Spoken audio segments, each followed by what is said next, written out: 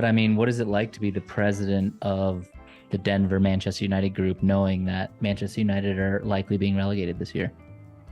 I mean, I don't know about relegation, but if we were relegated, we would definitely just destroy the Champions League. Like championship would be like, I mean, not champions, but championship. We would just dominate, and it'd be fun to go to matches game again. Fair enough. Or watch them, because then you at least know that you could be what? Wait a minute, you could be black. Wait a minute, we'd do something. We'd be mid-table at least with the squad that we've got. Yeah, you got a mid-table championship squad. Anyways, welcome to the PREM PALS podcast. I'm Nicoll, and this is my co-host and also the only man I've ever seen hold hands and dance with my father, Mr. Melgar. Like this, too. Those fingers like that, like in conjoined. Yeah, it was a little uncomfortable, to be honest. But and glorious at the same time. Yeah, it actually, I think I cried watching it. Yeah. But what is this podcast all about? All right, so we are two gentlemen from two different spectrums of the Premier League in terms of who we support, but we definitely have similar views on the way that the Premier League is the most physical of the leagues out there and the most enjoyable to watch by far. And when you're talking about it and conversing about it, you can always find a middle ground, even though, Tottenham hasn't had one of these gold ones, even though this is the last time we won, but it's coming home. Mr. Melgar is a Man United supporter, if you can't already tell by his hat and shirt, probably underwear, socks, and pants, and tattoo as well. I am a Tottenham Hotspur supporter, if you can't tell by this sick psychedelic jersey from last year. But yeah, let's get into it. We just finished the first week of the new season. Let's start with the game of the weekend. Just kidding. Probably one of the worst games of the weekend. Manchester United 1, Brighton 2. Mr. Melgar, tell me about it.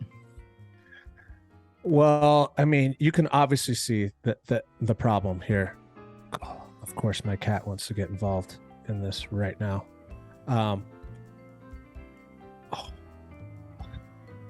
Real not. Are you fucking serious, dude? Sorry about that.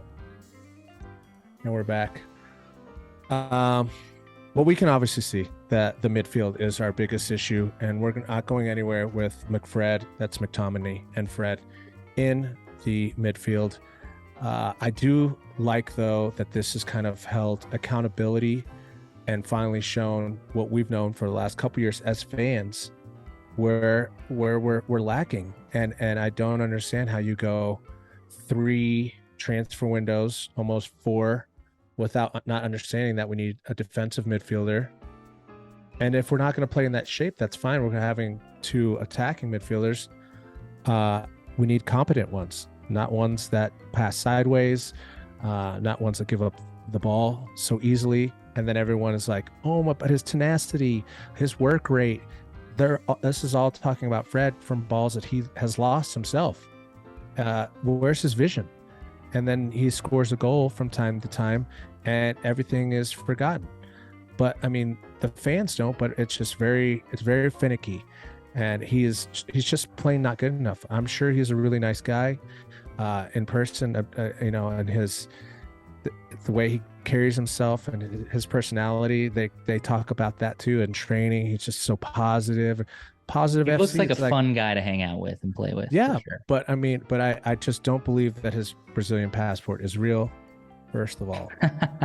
I mean, you guys have had a Michael Carrick size hole in the midfield since he stopped playing for you guys. I mean, but this particular match, I mean, how much was it about United being bad and Brighton being really fucking good, actually? I mean, considering they lost their 2 best players, one Basuma coming to Spurs, and then Cucurella just went to Chelsea. I mean, they've got a decent squad. I mean, how much do you think this was United being poor, or is Brighton better than we think they are? I mean, we didn't underestimate them. Look at the last time that we played them last season. 4-0, 4-1? And losing two of your players didn't take away Potter. You know, the way he trains and the way he has his team train, and he has our number. He knows exactly how to play us. And for them to come to Old Trafford and beat us for the first time ever.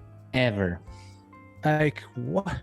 Like and what did you expect when you have pretty much the same squad out there? And bringing Martinez into the fold, why is Varane in any realm not on the pitch? Like, there's not a single team that I don't see him starting for. I mean, yeah, some of the greats could, you know, Van Dijk could be out there, but I would pair him with him. You know, I just don't get it. And, you know, some people are talking about his height, his size. He looked great aerial, but I mean, he got caught off by, you know, by Welbeck a couple of times. And I think that was part of the game plan for Brighton. They're like, we're going to expose them. You know, Maguire, just because we've moved him over doesn't mean he's not a weakness. And he's looking over at Lisandro Martinez like, where'd you go, buddy? That's your man. It's like, no, you followed some random shadow into the box and then left the back gate open, and you're pointing at other people. Like, take responsibility. You know, he's definitely an issue that I have a lot of qualms with regularly. Yeah, I mean, to me, my favorite part of that match was when United and Brighton lined up in the tunnel. Maguire accidentally lined them up on the wrong side, and De Gea had to go to Maguire and be like, "Captain, we're not on the right side." And Maguire looked all sheepish, like, "Oh, fuck, we're already lined up." And eventually went over to the Brighton players and were like, "Let's switch." Like, I mean, when you have an alpha like Ronaldo in the team and you have a captain like Maguire, I just don't see how there's any leadership there. And I mean, we can get into the Ronaldo thing because from an outsider perspective, I think he's not good and not what you need right now. But I mean, I just can't see Maguire even he's just going to feel emasculated with Ronaldo on the team because he's not a captain. He is not captain material. I mean, what do you think? It's pure incompetence. It's pure incompetence on so many levels. You don't see that guy. He doesn't have that energy even on the pitch. You know, like, you don't see him. And he doesn't need to be screaming at people, but he needs to be commanding people and putting, you know, people in a position and pushing the line up from the back. And just, he needs to give the team direction and that little bit of just oomph from back there. And you don't see that. I mean, it's always like, you know, hand to palm the face and just like, oh God, we were, and talking about it afterwards, like, we go again, or we should have done better. We should have been better. It's like, yeah, but you should be doing it on the pitch, you know, going over to the manager and be like, this person's not working out, pull him out. Or, you know, he needs to be held accountable and benched himself. And the Ronaldo situation, I'm going to say this and just make it as clear as possible. Ronaldo is the GOAT. He gave me memories that we're yet to see in the last 10 years, and we might not see again for a long time. He put Manchester United in a place where we were able to lean on those memories and that legacy.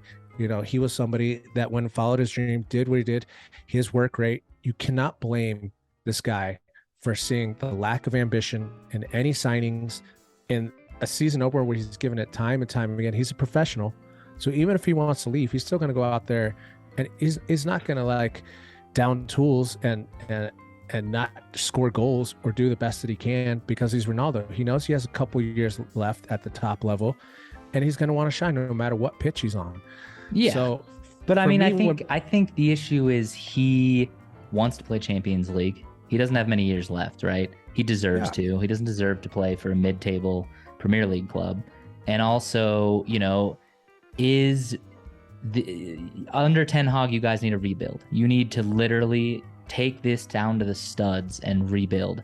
And if you have an old war dog like Ronaldo, who's not really seeming like he's the guy who wants to train a new striker and not get a lot of minutes and be a mentor, he still very much wants to be, you know, the face of United if he's going to be in that team. I'm not, you know, of course he can do whatever he wants. He's a living legend in every sense of the word for United in general.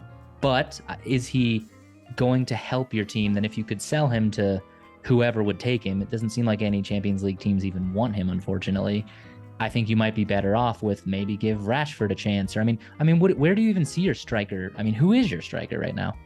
Exactly, because Rashford is not our top man. I love Rashford. He's been one of my favorite players for United for a long time, and I've seen him in person score goals against Liverpool, Chelsea, just amazing goals. So for him, it's a confidence level. He also got found out. It's like when we were playing that kick and run ball for a long time under Ollie, he kind of got exposed too, because we were leaning on just, like counterattack, just dish it over. You saw a lot of goals from Lindelof from the back, dishing it up to Rashford. Rashford makes a run and scores. When that got found out, and then we started bringing in the youngsters, and we had Greenwood, it's his own issue, playing the wing instead of up top, and there was just, everything was so out of place. So for him, I think it's a lot of it is his mental game. But with Ronaldo, if we were going to do what we're doing right now and we weren't going in for these ambitious signings, then I say this: for one season, you completely build your whole squad around Ronaldo, do whatever it takes to feed him the ball, make him a superstar. And while that's going on, you're figuring out that rebuild, because we all came in with this positivity, this mentality of like, Ten Hag is the right man for the job. His work ethic is amazing, but if you don't have the players to do it, you can't polish a turd. It's just basically what it is. The links that I've seen this week: Adrian Rabiot, Marco Arnautovic. Are you fucking kidding me? Manchester United players, like the fact that they're even being linked to your team is terrible. Yeah. Here's how I see the future for United.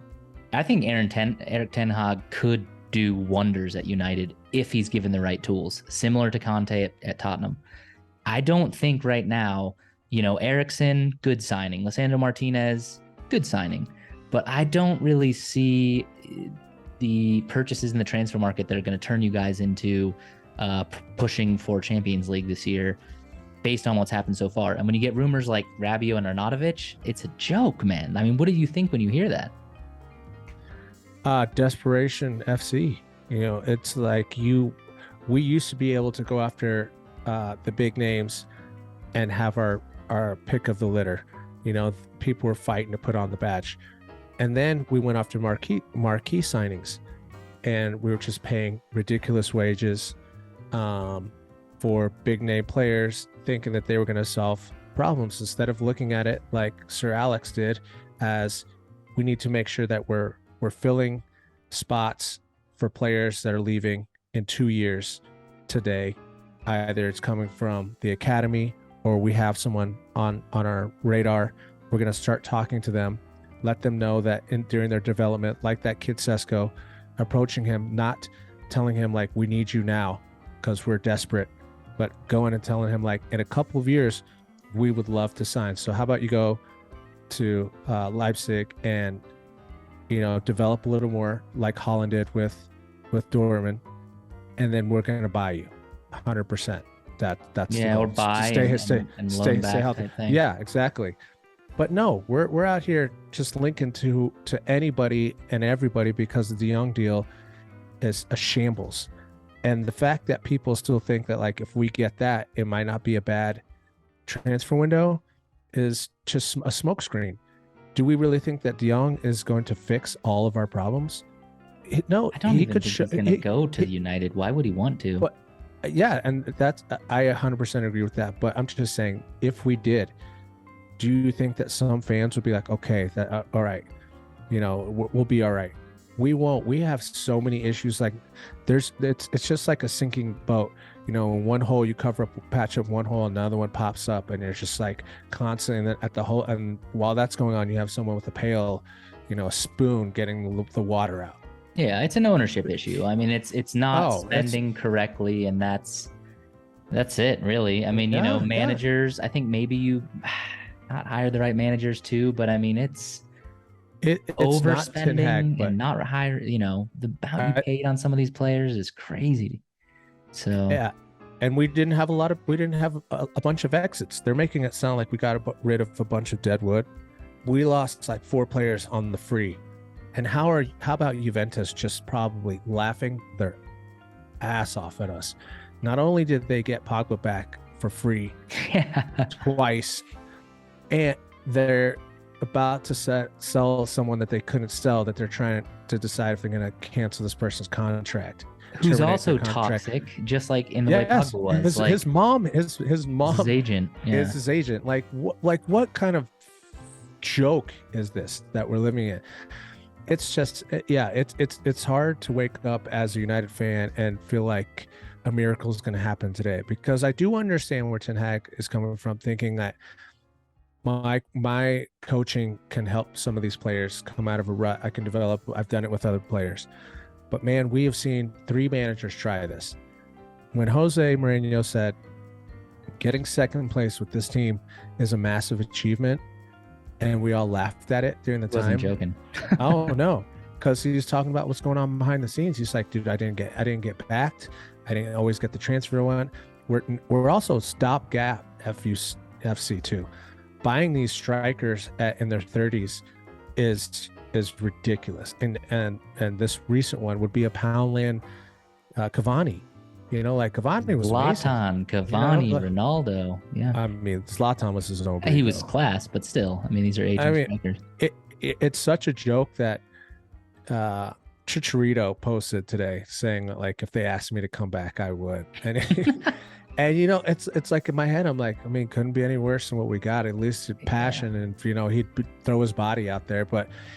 The key thing is, as well, with Ronaldo, with all these strikers that we're linked to or whatever, if we're not feeding them, what's the purpose of buying these players? Because they're always going to come here and be extremely unhappy. They're going to be like the graveyard shift.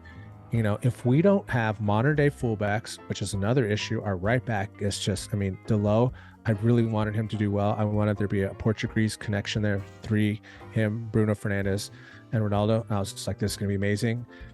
It just didn't pan out. He's very shaky defensively. He gets turned around quite a bit. He's exposed, and teams know it. He's the only United player I have on my fantasy team. Was that a bad move?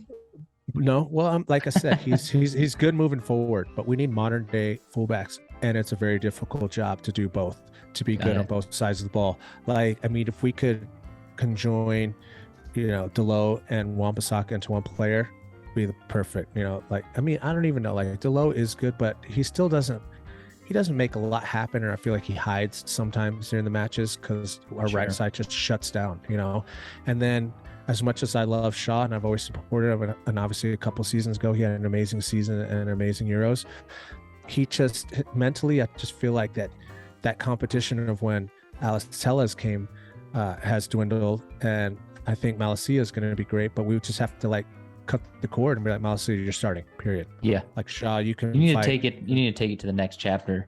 Exactly. So yeah, I mean, so as much as I'd like to just talk about how shitty Manchester United is all day, because I love that. And what United player is going to score the most goals this season? What's your prediction? Which player scores the most goals? I would have to say that the shittiest squad that beat Tottenham twice last year, though, the worst PL season we've ever had. Yeah, let me think though. I think Ronaldo, if he stays, obviously would be the top scorer, because if anything, he's going to put himself in the shop window for January. And if he's forced to stay past then, he's just going to go on a rampage for whatever and not really care about the team. He's going to go back all the way to the back line, grab the ball, and score. If he does leave, I think that Bruno Fernandes will reemerge as a go-to player, and I can see him put in some goals. But here's going to be a shocker and something that I think you will like. Christian Eriksen. Eriksen will be the top scorer if Ronaldo leaves and Bruno doesn't step back up. I think he's been the best piece of business, which it wasn't business, but the best recruitment that we've had in this window thus far. He obviously just brings that element that you guys saw. And I think he knows where he is in his career. And so he's really trying to sharpen those tools. And he was playing in like 3 or 4 different positions this last match.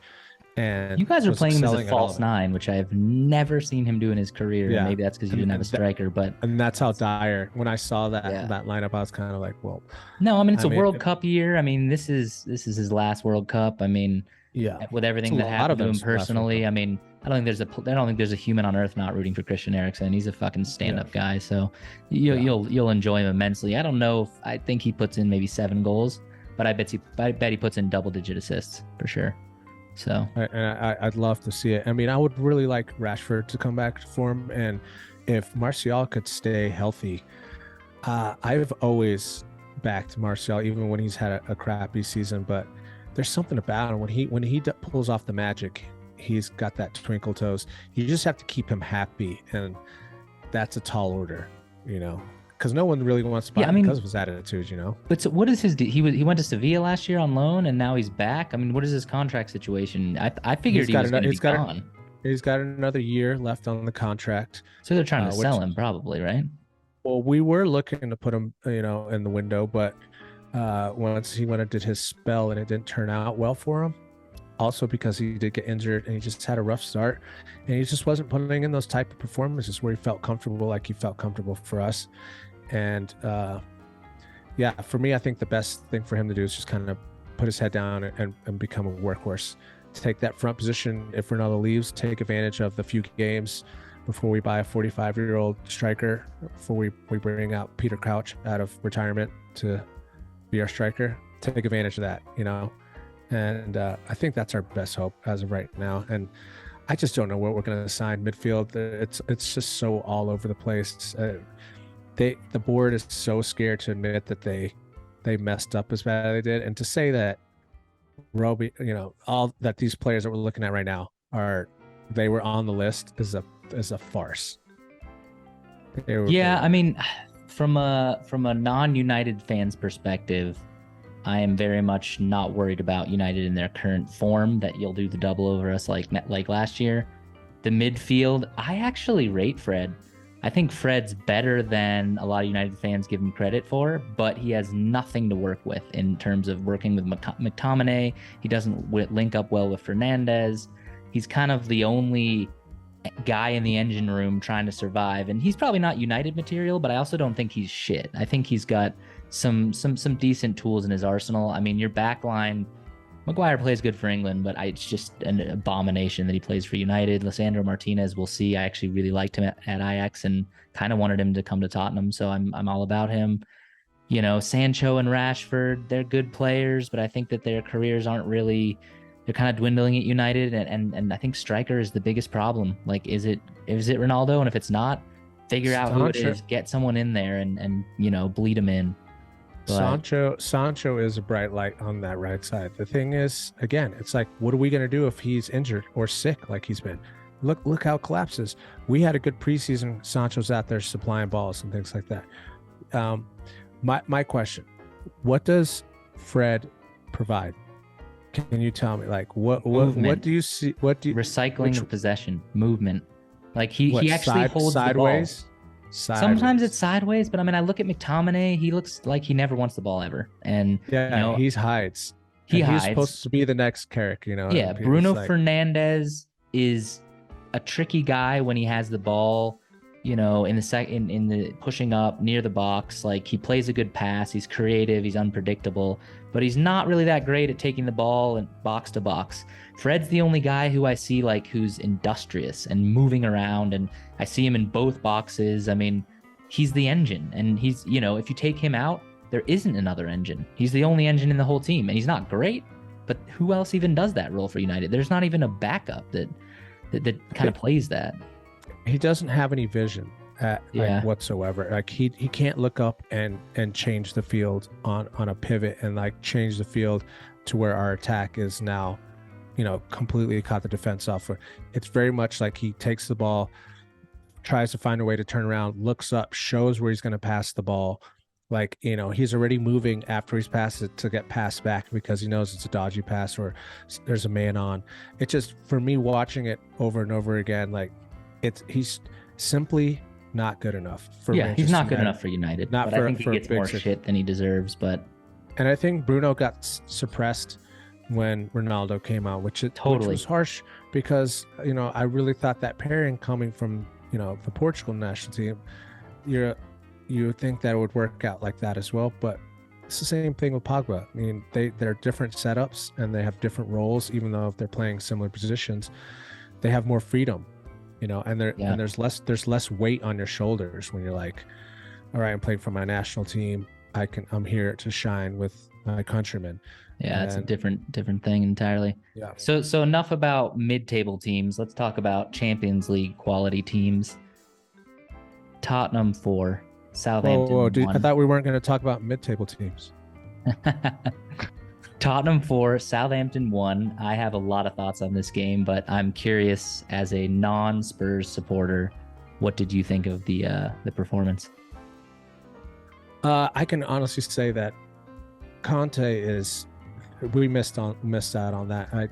I was all about that. I thought that he could have definitely taken a team in the right direction, but it's the board scenario. They were afraid of it. They don't like being exposed. They don't like being told ultimatums and the fear of things coming out in the press, because with a single sentence or a slight that, Conte is really well known for doing, because he's like, I'm here to do a job. And if you won't let me do my job, I'm gonna be outspoken about it. That being said, I think amazing transfer window for you guys thus far too, because I think, and you guys just signed somebody for next year too, I believe. Yeah, we signed Ugogi, a left back out of Italy. I don't know much about him, but we loaned him back for the year. So, but that's the mental process that I'm talking about that needs to be done. It's like you're scouting ahead of time. Obviously, love Bissouma, the right back that you guys picked up. I was low-key not talking about this guy, because I was really hoping that our scouts were going to do their job and scoop him up. Like, what a great deal. And the way he played for Nottingham Forest last year, like, come on. Like, that's another thing I wish that we would put Garner on. He could do a job, and look how they played together in Nottingham Forest. Like, amazing.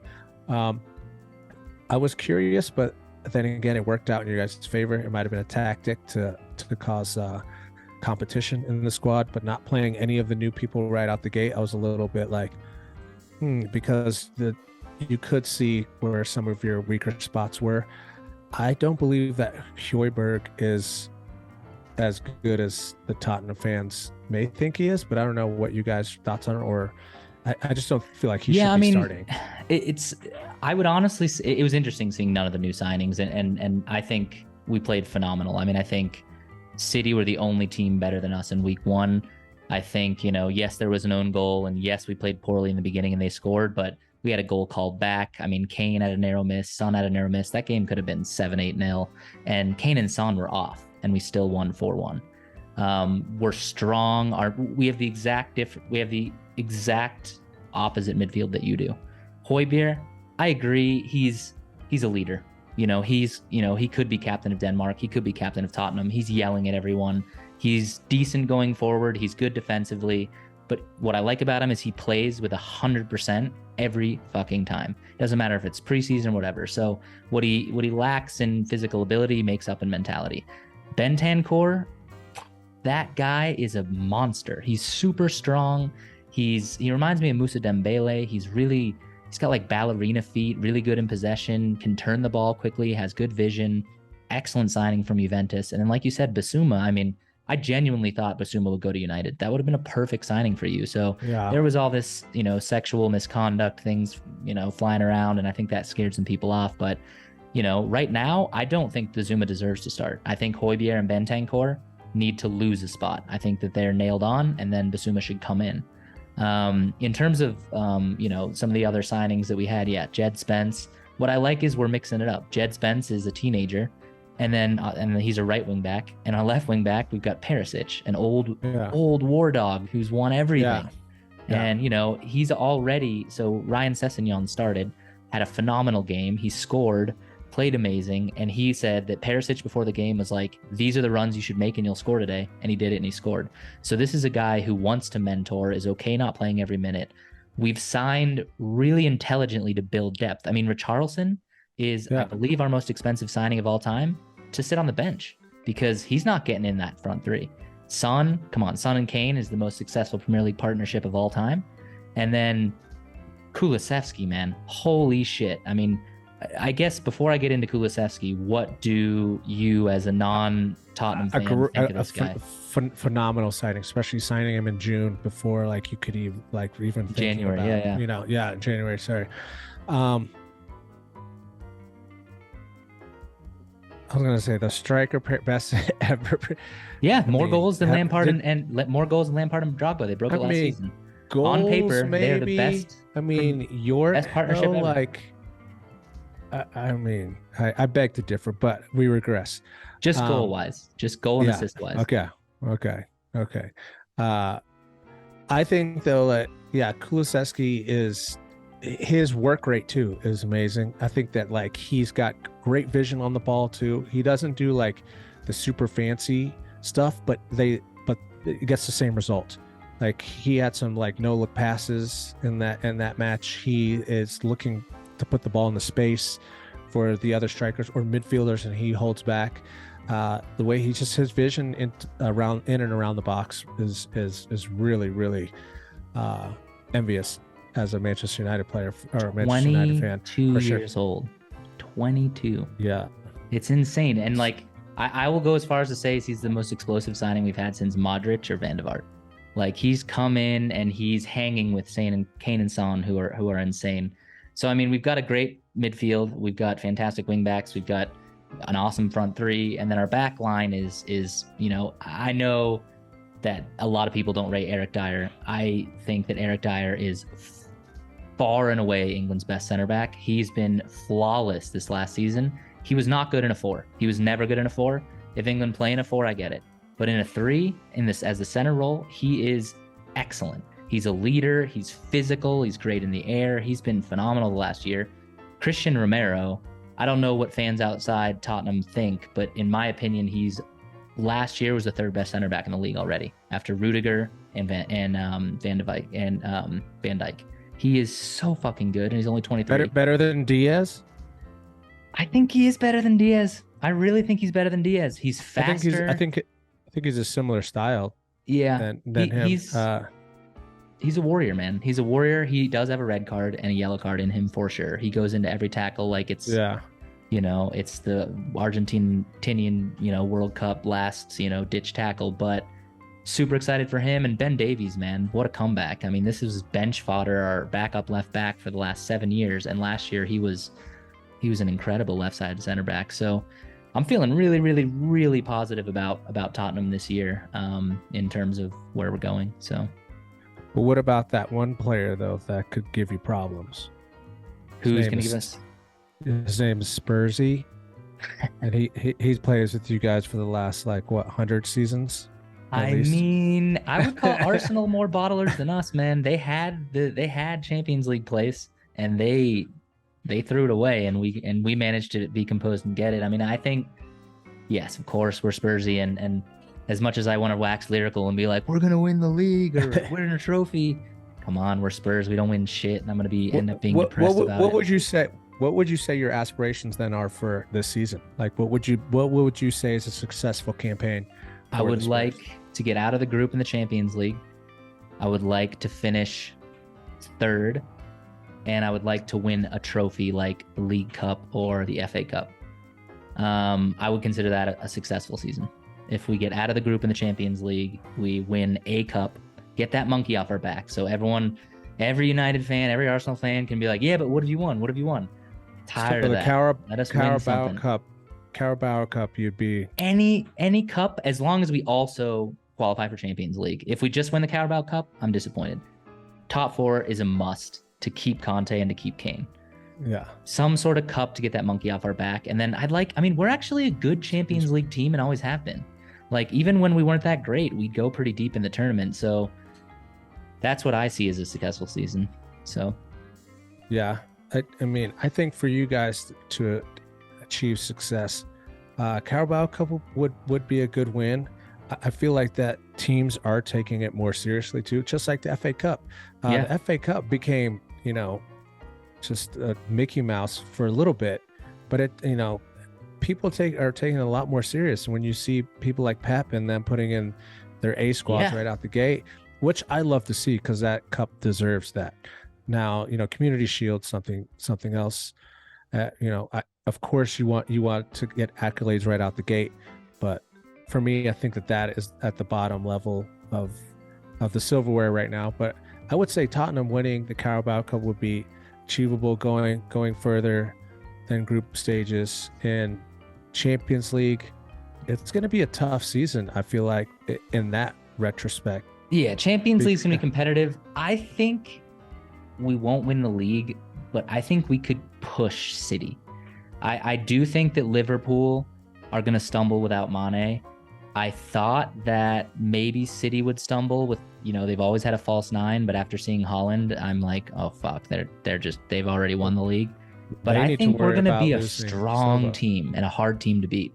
I mean, we did the double over City last year. We're City's bogey team. We didn't lose to Liverpool last year.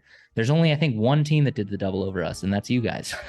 So, I don't know how that happened, but I mean, how about the year before that, we beat City like 3 times. So it's like they can be gut at. They just beat all the bad teams. Everyone on their day for sure, and they have to worry about losing Bernardo Silva to Barcelona, which I just don't get that whole. I don't know how I know that they're selling things and they're pulling. What are those called? Where they're selling their TV rights and everything like that. Barcelona seems broken. I don't understand it. It's sad. I don't get it.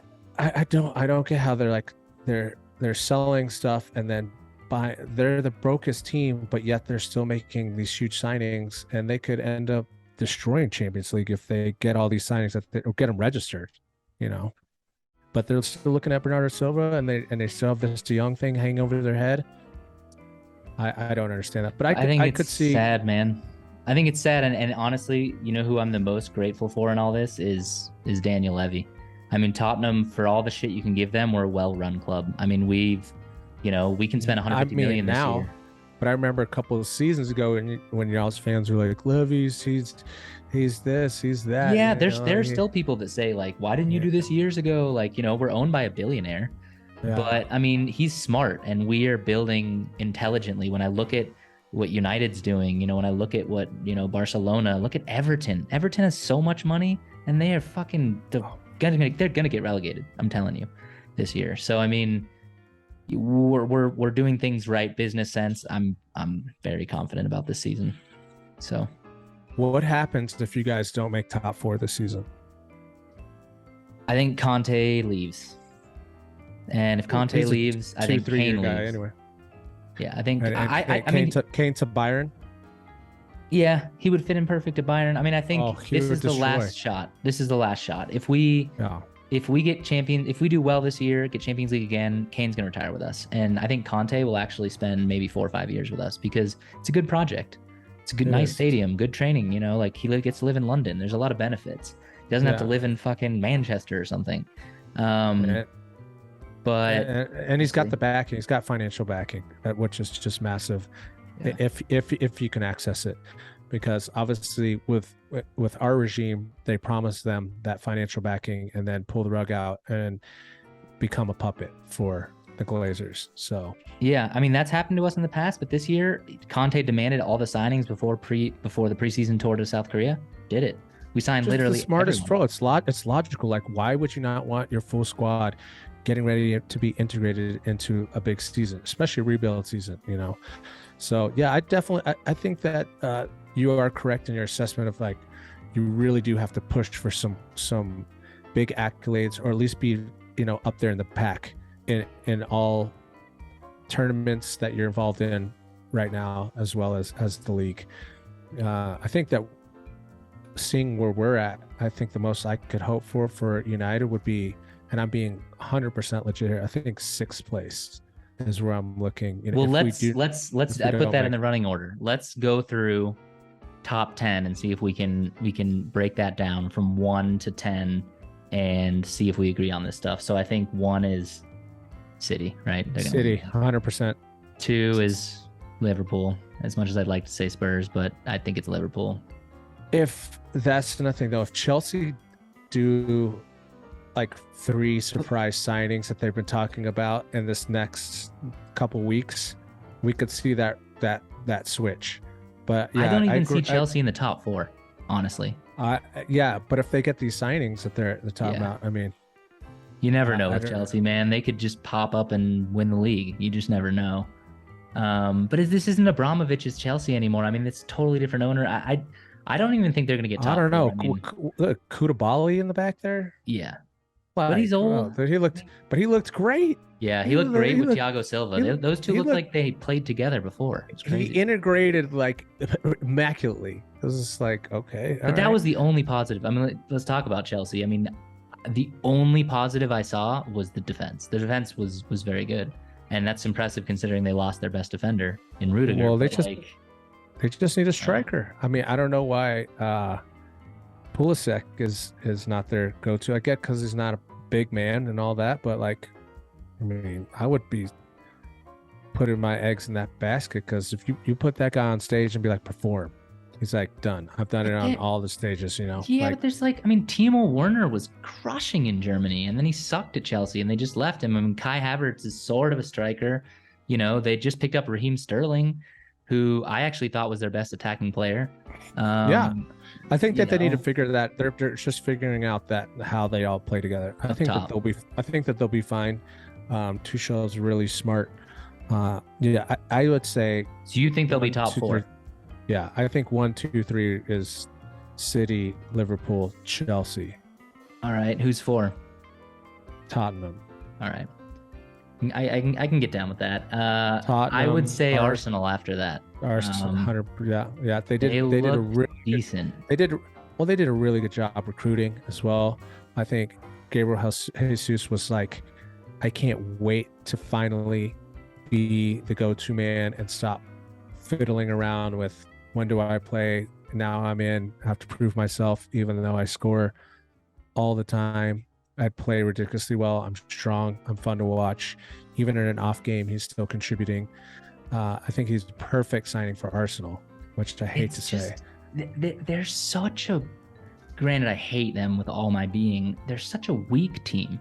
Like, who's their fan base is, come on, man. Their fan base alone, but also just like they don't have any strong players. I mean, granted, Xhaka, sure, but the rest of them, like Martinelli, Saka, even Gabriel Jesus, no one's physical. Even their defenders, Rob Holding and Ben White and Gabriel, these guys are like, they're not a forceful team at all. I mean, if you look at Eric Dyer and Romero and Bentancur and Bissouma, I mean, they don't have anyone like this, you know. They need a McTominay, you know, like they don't have any lugheads in the team. So I mean, I think they'll struggle with the physicality of, you know, as the season progresses. But they look good so far, which is unfortunate. But for Gabriel is always, for me, he's just such a weak spot. Like, I feel like if you expose that guy and get him to get a red card, I mean, he's got it in him. If you just keep pressing that area, like, he gets so frustrated and he'll put a cleat in and you're like,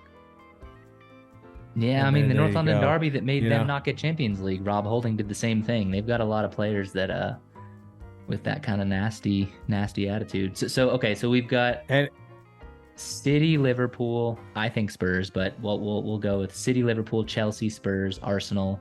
I'll give United next. You think United gets 6th?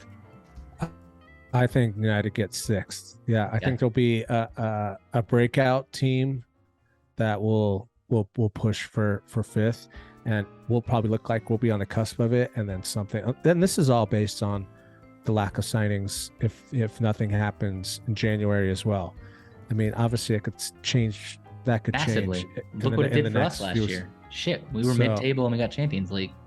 So we could see that change, but as of right now, I'm like I said, I'm hoping to stay in the top end. Maybe that rattles things up and changes things up. All right, then who you got for 7th? I'm thinking. I think the Hammers are decent, man. Yeah, like they've signed well. That's what I'm saying. I could see Hammers being in 5th. I also thought that Aston Villa was going to have a little bit better of a start, but it's just they didn't look that great. I mean, I'm thinking West Ham. I like Brighton, man. I'm thinking Brighton could push for 8th. Newcastle have a legit side as well. I think they could do 9th, and I had Leicester at 10th, which is possible. I'm surprised by Newcastle's lack of spending at this point. Like I feel like that They're just slow like playing waiting. it, kind of. They're just waiting to like unveil, like, and be like, ta-da, Messi's here. You know, like I feel like it's like everyone thought that they were going to spend like that, but maybe they're going to take a couple of seasons. I mean, it's good for Maximum. I like him as a player, and I thought that he was just going to be like washed out, you know, with the new regime, even though he was their best performer. I just thought that, you know, they were going to come in and clean house, but they're signing some smart young players. Yeah. I mean, they might be. Yeah, I think they're definitely top 8 material already. And, you know, I bet you 5 years from now, they'll be like a top 6 easily. So we'll see. You know, Brighton, we talked about Brighton. Leicester's Leicester. The one team that I kind of wanted to mention that I really enjoyed watching over the weekend was Leeds. Sort of because the American connection of Jesse Marsch, Tyler Adams, and Brennan Aronson. Did you get to watch that game? I watched the highlights on that game. Obviously, just not a massive Leeds fan. I thought that they were going to be more worse than when they came back up into the Prem, but obviously we put an end to that rivalry. Yeah, I really liked Bielsa's style of football. I'm glad that they have a manager with a different mindset and different tactics moving forward, where it's more of a full game instead of just like press, give them entertainment, you know, press, and we'll worry about the defense later, you know. Now he's working around a team as a whole. I don't see them doing much, though. I don't think they did really great business, and you know, with Phillips leaving, going to City, I think that they kind of lost a little bit of that center strength, and just having some older players there now. I feel like it's going to take a while for them to get their footing, so I'm not really worried about where they're. Yeah, I'm just more on the Jesse Marsch train. I like to see some American managers in there, and he's a spark plug. He's a firecracker. Yeah. So I mean, I guess let's just touch on what, you know, give me 2 players that impressed you the most in week 1. Obviously, one of them is going to be the same for both of us, I'm sure. I mean, which is Haaland, obviously. You can't deny. Like anyone who had any reservations of him needing a second to integrate, he's so physical, and he's got a good vision. His football awareness is definitely second to none. Also, though, going into a team and a squad that knew how to play him effectively. So if you notice, like Gabriel and them leaving a position, that was also a position, though, that was getting fed a lot, and there was a lot of misses. You know, Sterling and Gabriel, you'd be like, oh, you know, during the City games, because it'd be right there, and it just couldn't finish it. You add the perfect element in a Haaland who can also shoot and like hold the ball for a second. You saw him move around the keeper a couple of times. Like, dude, he's gonna soar there. His speed, man. Like, I mean, he's like a centaur. Like, he's got the legs of a horse, but like instead of the body of a man and a centaur, he's got the body of a gorilla. Like, I thought he was just physical and box people out and good hold up play, but like watching him, De Bruyne put that perfect ball through, perfectly weighted, and him just beat the goalie. Like, he's a monster, dude. There hasn't been like, even Lukaku is nothing of a physical specimen compared to Haaland. I mean, I think he's gonna blow us away this year, and you know, they could be a shoo-in for the Champions League. Honestly, we'll see. But yeah, I think he was incredibly impressive. The other 2 for me were, obviously, I'm biased, but I thought Kulusevski looked phenomenal during our game. And then, I mean, Mitrovic, dude. Mitrovic, 43 goals last year in the championship, comes in and then just does the double in the first game. Like, what a legend. He's just crazy, that guy. Yeah. I have to say that was definitely fun to watch, because you in no realm do you think that that's going to transfer, you know, especially going to the team that he went to, and you're just kind of like, I mean, it's a step up, it's a good signing, but what is he actually going to do? And you're like, wait, is that the final whistle? Did they just 2 up there? Yeah. They could have won that game. Yeah, easily.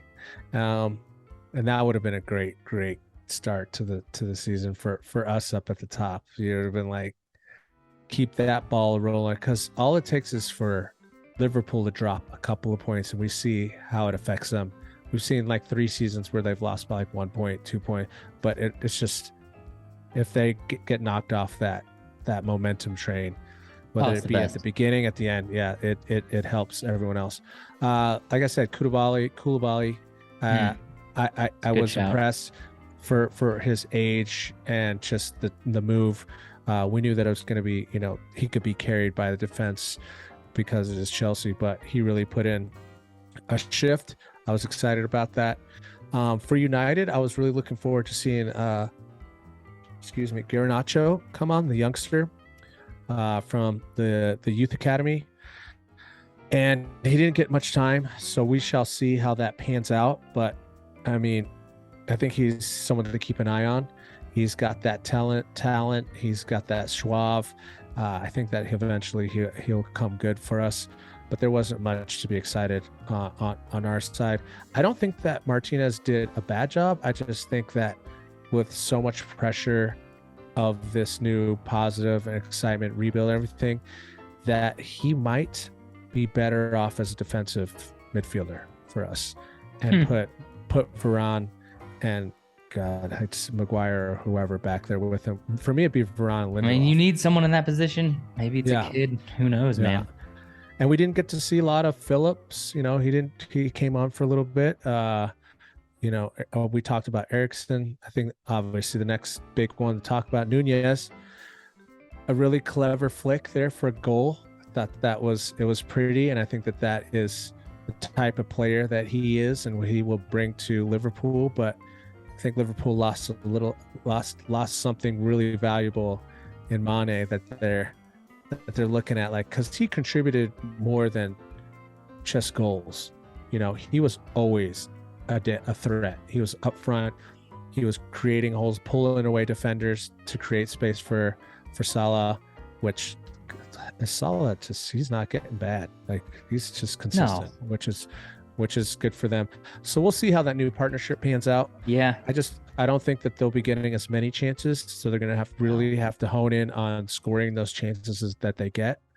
But yeah, I mean, he's definitely a good addition. Obviously, we were after him, so biased there. Yeah, that would have been a good signing for you guys. Yeah. I mean, okay, so order these in terms of at the end of the season goals for strikers out of Harry Kane, Darwin Núñez, Erling Haaland, your boy Ronaldo, and who am I missing? Oh, Gabriel Jesus. Okay, Haaland, obviously at the top. I think he gets the golden boot. Really? Golden boot in his rookie season? Yeah. All right. He'll be the standout like that. Man, if Arsenal could really stay on top as a team and feed him correctly, because I just don't see that working out to where he's going to get massive. I think he's going to get like really fun, extraordinary goals. I don't see him getting a bunch. I would say Haaland, Nunez, Kane, Ronaldo. Over Jesus, huh? Yeah. Oh yeah, Ronaldo won't settle for that. I mean, I could see Ronaldo fighting for the top, trying to get the most goals. But like I said, it's you have to get fed those balls. You have to have a midfield that's going to create this stuff. If it's not creating, you can't really talk about someone who's I'm gonna have to go a different order. I'm going with the homegrown boy from Chigwell, Mr. Harry Kane, Golden Boot this year. Haaland, who's not even that close. Like I'm thinking Kane smashes it. Haaland, and then unfortunately Jesus. Son doesn't fit in there. Son did it last year. So I know, just saying it does. He takes away Kane's goals, but I mean, I think it's Kane's year. I think this is going to be, we're going to see Kane is hungry, and he's hungry for the World Cup, and he's hungry to win something in his career. This is the best position in his entire career right now to win something. And he is an elite athlete when it comes to mentality. He worships Tom Brady, Michael Jordan. Like, I think we're going to see look at him right now. Look at his physical. He is ripped. He's in perfect condition. I think we're going to see a monster Kane this year, more than Haaland. Just bubble wrap his ankles. People say that, but he hasn't had an ankle injury in 3 seasons. I mean, like, he did have... Two seasons. It just was last season. The season before that. Yeah. This will be the second season, because last season he did it, and the season before he did, though. But it was minor. Very beginning. The 2 seasons before that. But you can't say that he did it. But you can't say that he did it. Yeah, but he's out like 2 weeks. But like, which cost you guys a lot of points as the tail end of the season. Now we got Richarlison, so I mean that's gonna be helpful. But I think it's gonna be Kane. We'll see how his personality pans out too, Richarlison. So he's gonna have to drop the attitude. Yeah, I like it a little bit. We always have those guys, Lamella, those guys you love to hate. We'll see.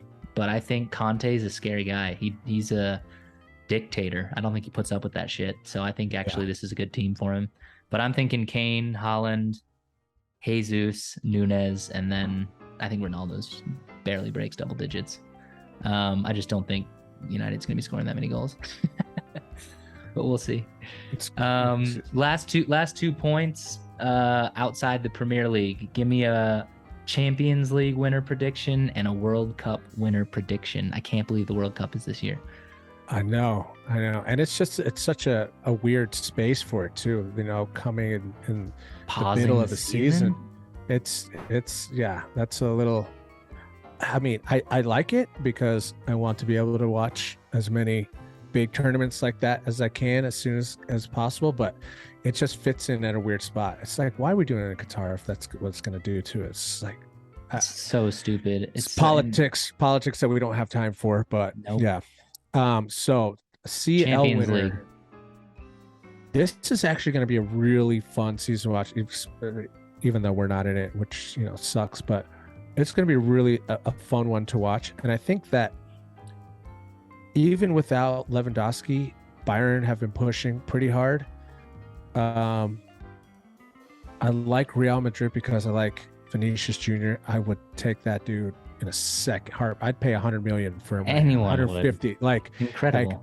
I told my Liverpool buddy before the final, he's like, yeah, it's like we let City have the Premier, we just switch every year, and we'll take the Champions League. And I'm like, one thing, I was like, Vinicius Jr., watch, you're gonna leave that guy open one time and he's gonna end you. And I have the text. I remember I screenshotted it and everything. He was just like, no way. He's like, whatever, blah blah blah. I kept saying, the minute the goal went in, and I just sent the text over and over and over again. And he was like, there's plenty of game to go, don't worry. And then the game ended, and I was like, interesting. I did call that. I called exactly that. Dude, I told you exactly what's going to happen. He was their second best player. He's the second best winger in the world after. But I think though, that this year that Pep is going to put all of his eggs in that basket, and I think that City will win the Champions League this year. I'm going to go with PSG winning their first Champions League. I think that this is it, and I think that they've got the best fucking three of the best players on this planet right now. I mean, I just think this is the chance to do it. They've been looking ridiculously good. Did you see that bicycle kick? Messi finally scored a bicycle kick. It was unreal. I think that they finally are clicking. It took time. Messi's feeling like part of the team. I don't really want to see that happen. It's preseason, bro. I get it, but I just have this feeling, man. It's messy. PSG. We didn't lose a preseason game. We didn't lose a preseason game. We didn't either. We're going to win the Prem. That's so did we. Against Liverpool. That's fair. We beat them 4-0 and got the Singapore whatever field cup or something. Hey man, our trophy cabinet has echoes, so we'll take whatever we can get. But I just don't think they mesh well enough. Like, there's too many personalities out there. If comparing Ronaldo and Messi at this point, to me, I'm just like, I don't even know how people have that conversation anymore. It's like one guy went and played for like 6 different teams and did it with every one of them accolades. This guy comes from the one team that he masterfully created the GOAT scenario around, and then goes to another team and is silenced. I mean, that fits perfectly into my next prediction. Is I think that Argentina is going to win the World Cup, and I think that if PSG wins the Champions League and Argentina wins the World Cup, then Messi's the GOAT, man. I mean, come on.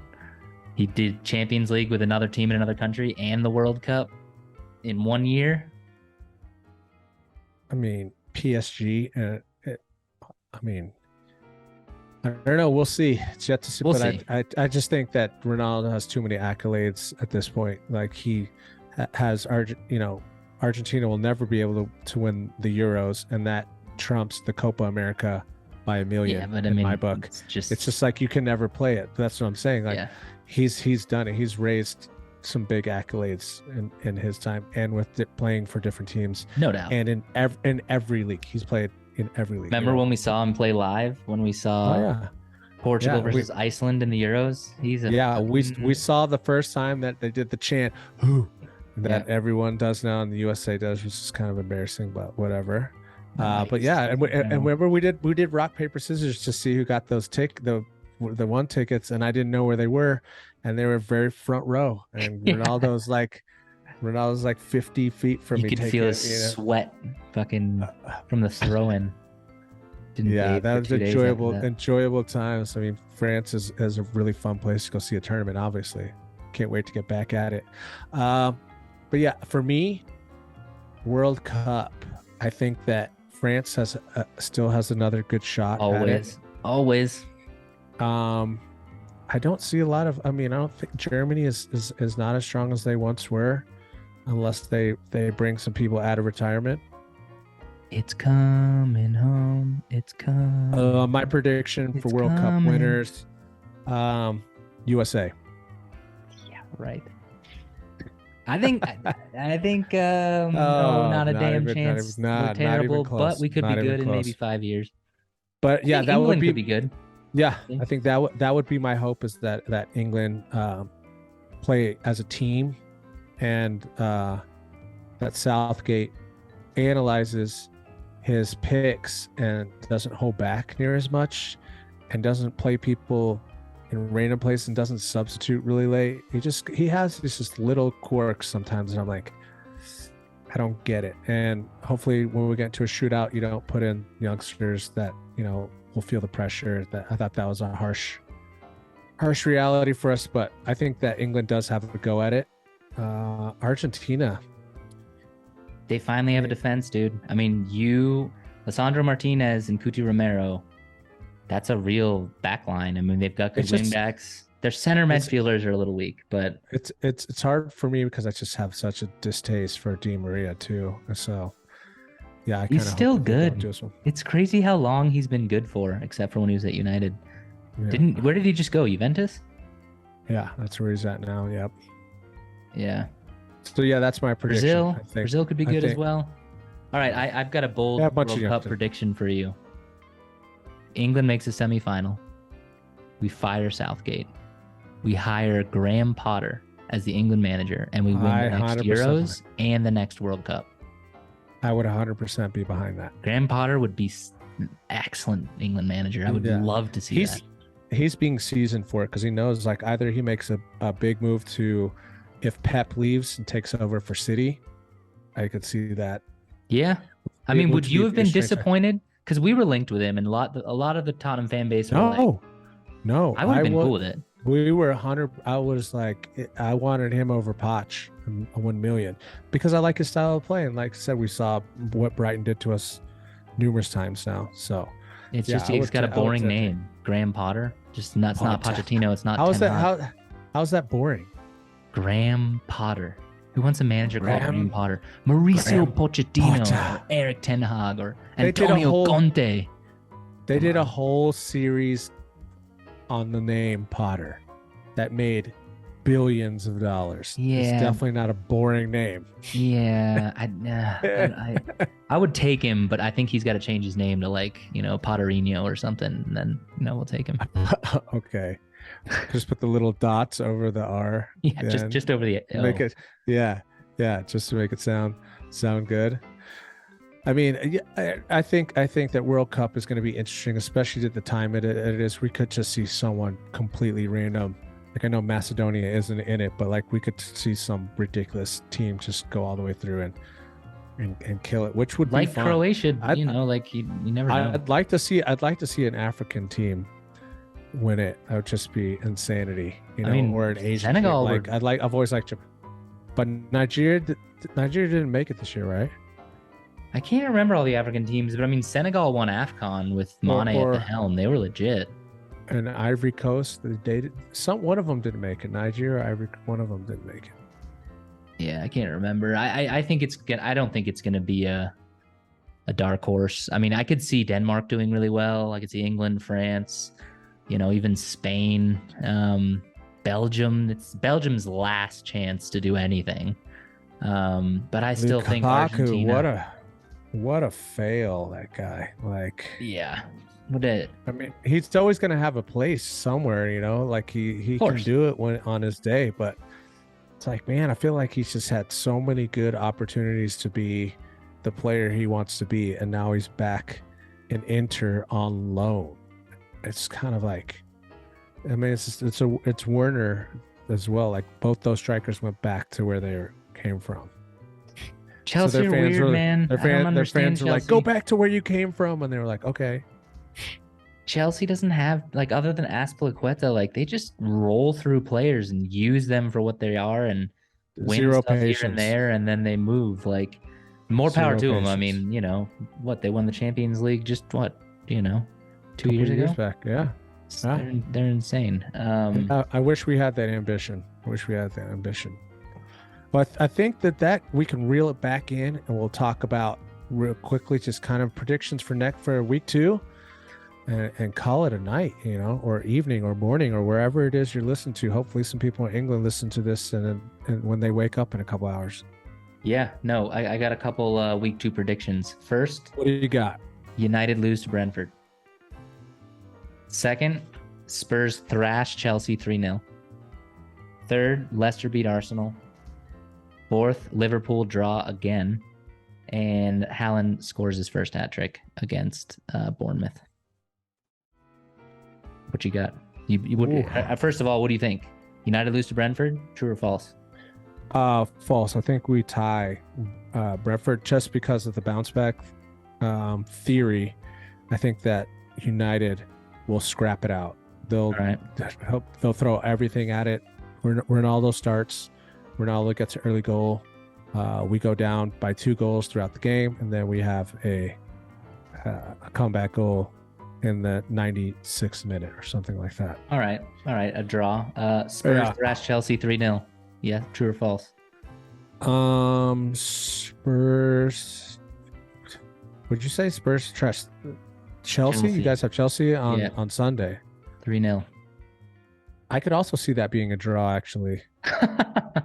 I could, but I mean, if you guys figure out your new signings and who starts, I mean, you could possibly pull out a 2-1, but I could also see that being a draw 2-2 as well. I'm going to go with the draw for that match, just because Chelsea is in a weird spot too with lack of signings.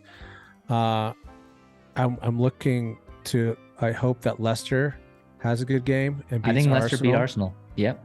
I would like to see that. I think that we get even more embarrassment by Newcastle beating Brighton. That could absolutely happen. And then that just adds salt to the wound there. City will sit down Bournemouth, I think, unless we get another 2-2, which would be fantastic. Just against the 2 top teams, Bournemouth just comes out firing like that. Like, think about what that would do for the recruiting. Just be amazing. In January, they'll have amazing January transfer window. They're like, we're building something. Look, we just tied the 2 top teams. Yeah. Leeds, Southampton. I think you're right. Leeds take that. Liverpool, Palace. I think 2-2. I think Palace is better than people think. I would love to see Liverpool draw their first 2 games. That would be just a gift. What about Aston Villa and Everton? Villa come out with the fire and beat them like 3-1. Yes, Everton get relegated, and they are the worst team in the Premier League. Genuinely think that's going to be the case. Hammers beat Forest. I think Forest are going to get relegated. Come up, come down. Yeah. Even though they bought like 10 different players. I mean, your boy Jay Lings, Nottingham Forest. I mean, he did it for the money for sure too. Yeah, it's not a bad place for him to be, honestly. I didn't realize he's like 30. He looks like he's 19. No, I'm going to be watching his career with great anticipation. That youngster, yeah. He killed it for West Ham on loan. He's got a good style and a good clothing line. He should have gone back to West Ham. Like I mean, to each their own. But he's getting a lot of money per week. I think it's like $250 or something. So more power to him. Yeah. So I mean, I think if he's looking where he chose like legacy, or I need to make sure that I make that money before my end of my career. You know, and even if they get relegated, I'm sure that he could get picked up by Norwich or whoever is going to come back up, you know, in a second. Still got a few years at the top level. level. Yeah, exactly. Crystal Palace, Liverpool. I really like Patrick Vieira as their coach, as their manager. I think he's got a good head on his shoulders. So 2-1 Palace. Oh, I'd love to see it. Can you imagine? 2-1. The scenes, like. You know, like what if Nunez comes in an injury, like first 10 minutes, and then just 2-1? Because he looks ambitious. That's the thing. That's what I'm thinking. Nunez is like, he's gonna go so hard that he's gonna hurt himself, trying to be slick, like with that little flick. He's gonna stumble. It's a hard league, but I mean, don't get me wrong. Klopp is one of the best managers to ever do it. Yeah, to ever do it. But he's a fucking complaining little bitch. Every little thing that goes wrong, it's it's this happened, What was last week's? That the ground was too dry? Yeah, he's insufferable to listen to. He's such an annoying human. Like, I get it. If he wanted to coach Tottenham, by all means, but like, bring it. He's insufferable. If they lose to Palace, I will be over the moon. So, well, I think that wraps it up, man. Episode 1, Prem Pals. That's a good session. Yep, Prem Pals, episode 1 in the books. And I'm sure a lot of viewers, if you stayed on this long, are kind of wondering, what do these 2 American guys have to link up on English soccer? We both do have a little bit of English heritage in the background there. If I was to be supporting the club where I grew up in England for 10 years of my life, it would either be an Norwich fan or an Ipswich fan. So I'll leave it. I'm not going to tell you exactly where I grew up. And then Alex here. Yeah, I was born in London, moved to the States when I was a kid. Don't hate me for it, but I was actually born closer to Chelsea. But I have always loved Tottenham. So, yeah, Prem Pals. So it's okay to watch us. It's okay to watch us. Yep. We do have a link there to it. But we'll be around with a lot more sexy antidotes and funny stories as this goes long and gets a little bit more natural for everybody. So don't forget to like and subscribe and share it with your friends and laugh at it, make fun, do whatever you want to do with this video. As long as it doesn't go on any porn sites, we'll be okay. We'll see you guys next week. Thanks, guys. Bye.